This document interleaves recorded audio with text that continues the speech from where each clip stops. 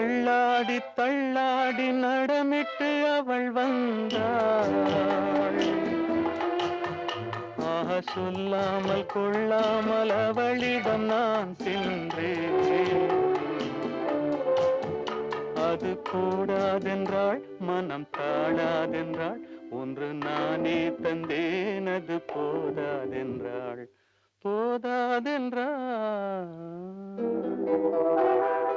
அனுபவம் புதுமை